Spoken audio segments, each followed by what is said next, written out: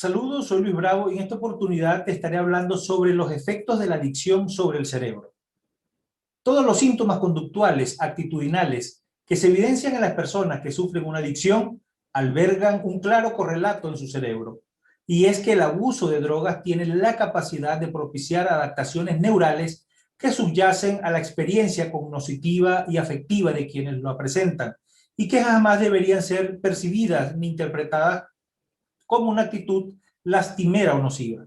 Tal juicio es injusto e impreciso, reduccionista en todos los sentidos y en absoluto ajustado con el actual conocimiento sobre la cuestión que estamos estudiando. Veamos en adelante el proceso adictivo desde su mismo principio y cómo en toda su fase puede encontrarse un mecanismo neurofisiológico, neurocientífico que da buena cuenta de él. En primer lugar, tenemos el inicio o conocido como el principio hedónico. El placer es uno de los motores esenciales de la conducta humana. Es el resorte que detona el deseo por aproximarnos a un estímulo en el ambiente o por repetir una conducta particular adaptativa para la vida. Entre ellas se hallan el sexo, el comer o la actividad lúdica, para las que se conoce un mecanismo cerebral común que promueve su búsqueda y su consecución. En concreto, en los abismos más hondos de este órgano se puede hallar una red neuronal que se activa cuando vivimos un acontecimiento agradable o percibimos subjetivamente como positivo. El sistema de recompensa.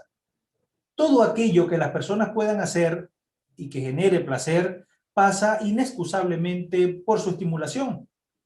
Cuando comemos lo que más nos gusta, mantenemos relaciones sexuales o simplemente compartimos instantes felices en compañía de un ser querido, este conjunto de estructura es el responsable de que sintamos emociones positivas que nos animen a repetir estas conductas y actividades en ocasiones sucesivas.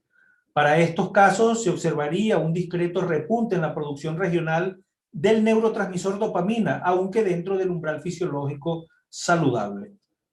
Sin embargo, cuando observamos con detalle el funcionamiento del cerebro mientras se usa una sustancia, cualquiera de ellas, se aprecia que en este complejo neuronal formado por el núcleo accumbens, el área tegmental ventral y sus proyecciones específicas hacia la corteza prefrontal, se produce una descarga masiva del citado neurotransmisor, conocido como dopamina. Esta activación es análoga a la que se evidencia en los reforzadores naturales, pero con una única salvedad: la cantidad segregada es entre 2 y 10 veces más elevada que la motivada por esto, así como mucho más inmediata y nítida en la experiencia.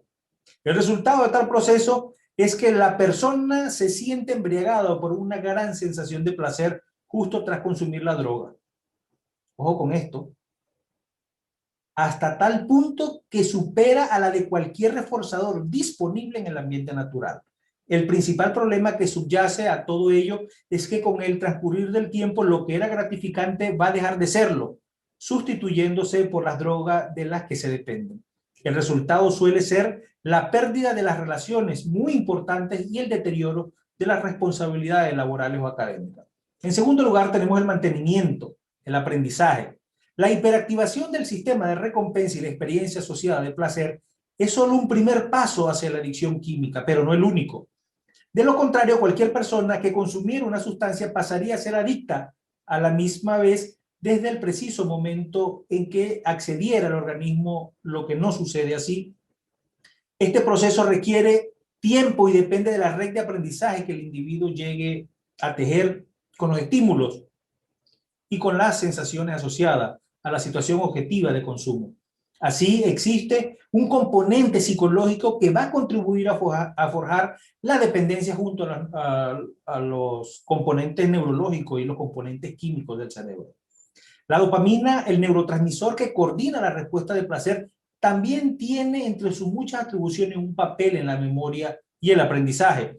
Y esto sucede especialmente en colaboración con el glutamato, que contribuye, por supuesto, a trazar la relación funcional entre el consumo de la droga y sus consecuencias o sus claves ambientales. Así que la persona no solo va a sentir placer tras usar la sustancia, sino que procederá a elaborar un mapa completo de la topografía ambiental y experiencial del mismo momento que sucede y que se siente, lo cual le va a servir para entender su vivencia y orientarse cuando anhele nuevamente esas sensaciones, buscar cómo adquirir y administrar la droga.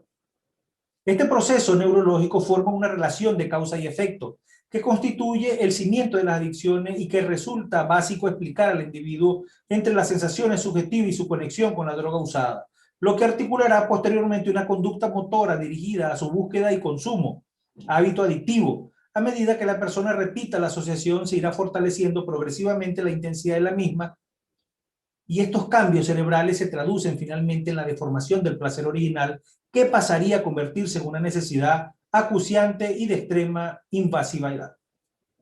Llegando a este punto, la persona suele haber perdido la motivación por lo que antaño era el centro mismo de su vida, desde las relaciones sociales a los proyectos personales, y enfoca sus esfuerzos únicamente al consumo. A todo ello contribuye el hecho de que estructuras del cerebro primitivo se coordinan con la de más reciente aparición, el neocórtex, dando forma a una alianza perniciosa que deteriorará una gran parte de lo que fue su pasado. Y en tercer lugar tenemos el abandono, la tolerancia o el craving. Los cambios cerebrales asociados al consumo sobre el sistema de recompensa suponen una modificación artificial de su función natural, de manera tal que el órgano trata de adaptarse a la misma, generando una compensación que le revierta con el objetivo último de recuperar su equilibrio y la homeostasis. Así pues, cuando finalmente se ha instaurado la adicción, esta cobra un peaje inevitable. Cada vez la droga provoca efectos menores, por lo que la persona se ve obligada a aumentar la dosis para percibir sensaciones equiparables a las del principio. Esto es lo que se conoce como tolerancia.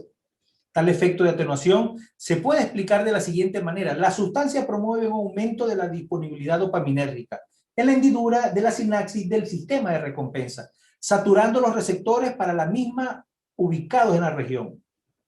Con el propósito de corregir esta aberración funcional, se daría una regulación baja de los mismos, cuyo resultado sería la reducción de su presencia y del efecto psicotrópico sobre la forma de sentir y pensar.